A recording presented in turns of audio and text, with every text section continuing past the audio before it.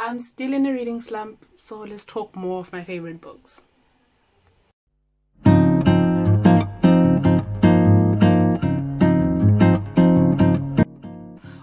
What's up and welcome back to 2am Reads with Sibu. I am Sibu and I am in a reading slump. So we're going to talk more about my favorite books so that I can be in a place where I can rediscover books and probably reread one of them so that I can find me some new books to read.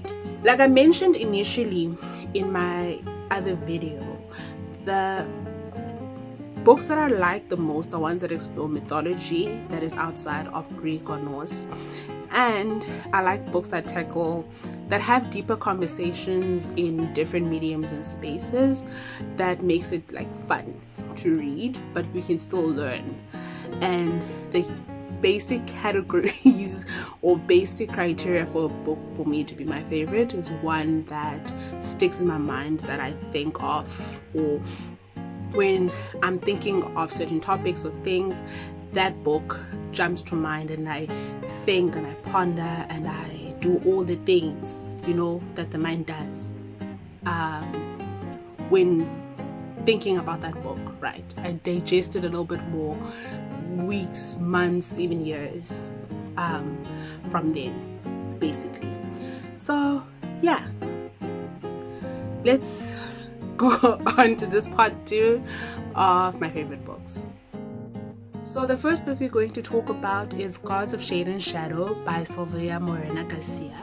So I read Mexican Gothic. I read Mexican Gothic and I rated it a 4.75 if I remember correctly, and I really did enjoy that book. It is in a historical setting, which is not something that is my favorite or something that I look for in books, but it was still really good and I really did enjoy myself while reading that book, and I wanted to read more from Sylvia, so I read Gods of Shade and Shadow, and this was a true 5-star for me. And again, the reason why was because it's a mythology, there's folklore happening, and the pacing is just so good. The story is very intriguing and interesting. The characters make sense. The writing is beautiful, and I really did enjoy myself while reading this book. So the premise is that there is this girl who is working for her uncle, or living with her uncle, but basically in indentured servitude kind of position, and she by some means gets into contact with the gods, and she is sent on this journey to collect all these things that the gods need, that this specific god who accompanies her on this journey needs in order for them to regain their power, basically. And the premise may not sound interesting, but it is really, really good. I love Sylvia's writing because she can create a very cozy atmosphere, and you can feel like you're walking the journey with the characters. Like, it's the same thing that she is similar to what she does for me in Mexican Gothic, is that you feel the creepiness, the anxiety, you feel all those emotions, and it just makes it really, really good. I really did love this book. However, even though this is one of my favorite books, I do need to mention Daughter of Dr. Morena. I think that's the title of the book. I DNF'd, which is one of the third books that I read from her, and I DNF'd it because it's just see, it's because of the strengths of Sylvia's writing, is that it was creepy and like grotesque, and it makes it very vivid in your head, and you're like, no. So that's why I DNF'd that book. Not because it's a bad book, but her writing made it a little bit too vivid for me to be able to continue reading that book. But I will read some of her books again, but I don't know which one I would go for next. So yeah.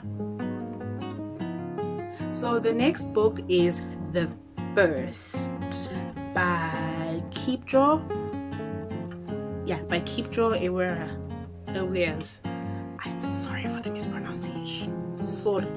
So this one, I got it as an ARC initially. Yes, early last year I got it as an ARC. And let me tell you something. Since then, I've been looking at getting these books again. Like getting more of this books because this is a trilogy. Yes, this is a trilogy, so there's 2 more books after this one. But this book, like, it stood out in my head so much because it is kind of sci-fi. Yes, it is sci-fi actually. It is sci-fi. It was initially released in 2013, but the release that happened recently was for the audiobooks of that book series. Let me just clarify that. But like the premise of it really caught my eye, and the execution of it was really, really good. And I like the twists, the turns. It kind of feels like a mystery thriller vibes, but set in a more sci-fi kind of world. And again, the science is like very digestible. It makes sense when you're reading it, but there's some things there that sometimes you're like, why is this happening? But still, it delivers. So description of it. So it's Sophia. Yes. So Sophia's husband got murdered. She is on death row for murdering said husband, but she knows that she didn't do it because she woke up and from being drugged, and her husband was dead next to her. And now she's supposed to be put down by lethal injection, but it then wakes up and becomes a big monster who rampages around and has to figure out why this is happening to her, and also try to get herself exonerated while doing all of that. And it does deliver on the concept. It is really, really good because you get to find, like, because she's basically superhuman at this point, and she's being hunted down by Homeland Security, by all these agencies. There is these secret government agencies that are looking for her, and it's just a mess. It is just a whole entire mess that she has to be on the run, but she has this super strength that is basically she doesn't know how to use, how to control, what to do, why this came about, and all these people who are now after her, like left, right, and center, and she doesn't know who to trust. And it's that intense. It's very intense. It's very fast paced from the beginning. You just like boom into the world, and you're like, okay, let's go for this ride then. And it takes you on a whirlwind of a ride. The ending for the first book, which is the first cliffhanger, like from there I was like, I want to go read all 3 of these books that are in the series because it is that good. I've been waiting for my library to get copies of the books so that I can continue to read it. Probably would have been in my videos of series that I wanted to continue in, but I couldn't get the book. They only had the 3rd book, not the 2nd book, so I couldn't read it, so that's why it's not in that video. But yeah, this book was so good. It was refreshing, and it was one of the books actually last year that got me out of my reading slump because it was that intriguing. It was so good. Probably I have to go and reread that one again just to get myself into a reading mood again. This book is Several People Are Typing by Calvin Kuska. I'm sorry for the mispronunciation, but the cover will be somewhere here. Yeah, this book is ridiculous. That's another thing that I was supposed to mention in the beginning, but okay, I love stupid books. I like books that don't take themselves too seriously, that they're just fun. this is one of them. Concept is that it's like they're on a Slack chat at work, and one of their co-workers gets stuck in the Slack chat for some reason, and initially no one is believing them. There's all this strangeness that is happening around them, and they all talking about it through this work Slack chat basically, and it's just chaotic, it's crazy, it's stupid, it is fun. I don't have a lot to say about it, but you just have to read it. And I think what Storycraft telling me, I've read this book 3 times. It's probably more than that actually. I think I didn't log one of the times that I reread it, but it's so good. And it's a short book. Yeah, it's a really short book. Like, again, one of the books that I go to when I just want to finish a book, and it's just gonna be fun and crazy and simple and stupid, and it just gets good. It's good every time. Like, it hits every time. It does not disappoint. It is a really good book. So yeah, that's all I have to say about it. You just read it for yourself and find out. So the next book you're going to talk about is This Poison Heart duology by Kaylin Bayron. So this is for both books, This Poison Heart, which is the first book, and This Wicked Fate, which is the second book in the duology.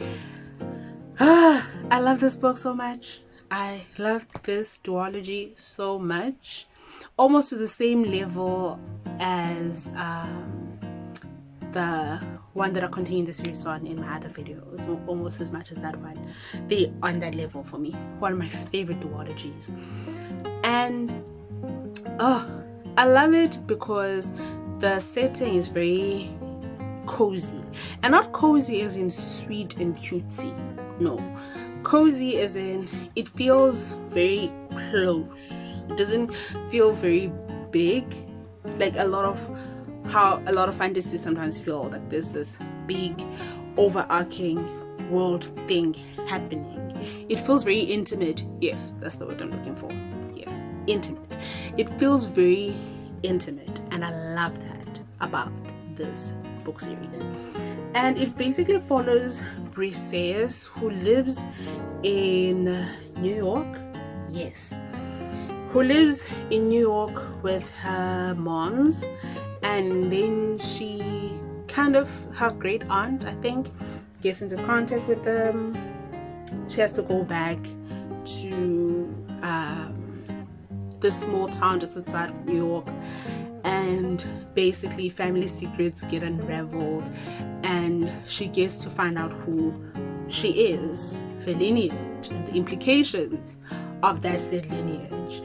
And let me tell you something, this book is so good because it tackles themes like family, secrets, loss. Because let me tell you something, I did cry at the end of that first book. I cried. And I remember that, like, I wanted to read the second book because I wanted to make sure that they were okay. I wanted to start this second book, so like, I need for this to be okay, please. I need it for it to be okay. It was that good. And like the ending of the duology, like, it was satisfying. It closed off all the ends that were left open kind of by the first book, and it just felt complete. And it soothed my soul to read that book. It soothed my soul to read those books. It did. It was really good. It was so good. Still, I think I read it back in 2023. Yes, I read it back in beginning of 2023, and it's still one of those books that just, when I think of, my heart is just probably one of my all-time favorite series, probably up there. And Kaylin Bayron, probably one of my favorite authors. Not probably, she is one of my favorite authors actually. I love her books. I love her writing. It's very beautiful. It's I don't know how to explain it, but like, it doesn't have a lot of purple prose, but still the way that it's written, it's very deep, meaningful, and just soulful. It hits you in the feels, and I love that. Yeah, this duology, you have to read it. I don't care, you have to read it, you have to grab it, you have to read it, but it's really good. It really is, like, very good. I'm gonna film this real quickly because my phone is about to die. So the last book for this video is The Celestial Kingdom by Sulin Tan, specifically the daughter of the moon goddess and the heart of the sun warrior. It was the third book. I do not care for it, even though I read it, but I didn't care for it. I loved this book series. I don't know how I would feel if I would reread it again, but at that moment in time and in my memories, I really love it very much. The second book, I initially rated it a 4.5 when I read it because I hated the conclusion of the characters and how we are supposed to envision what the characters did, because it just didn't make sense for the initial motivations, but it also kind of did make sense, so I felt very conflicted about that. I also love this book for the aforementioned reasons, which is that it's Chinese mythology, and you learning about this girl who is the daughter of the moon goddess, who has to go out to this kingdom in order for her to basically save her mom from dying, who is the only parent that she has. And she goes on this journey to compete in this competition. She ends up meeting the prince. They build a friendship, rather, not fall in love. They build a friendship with each other through this, which gets tested throughout all of these books. And she gets into the army. There's so many stuff that happens within that, a lot of betrayal, a lot of it's a lot, but it's really good and I really love it. It does it for me. Again, I don't like the third book because it was supposed to be a duology, and then they threw in the third book and I didn't like it at all. But I don't know how I would feel if I would reread the other books, but as it stands in my memory, in my heart, one of my favorite books. So yeah. What do you think about my favorite books? Do you like them as much as I like them? Do you have differing opinions about that? Let me know in the comments. I'm really interested in hearing that. What are some books that you would recommend to me based on my favorite books? Please, I need recommendations, books I need to get out of this reading slump post haste. So please recommend some books to me that you think that I might enjoy. And I'd like to say thank you very much for watching. If you did love it, please leave a like, a comment, share with somebody who cares for this content. And yeah, until next time, bye.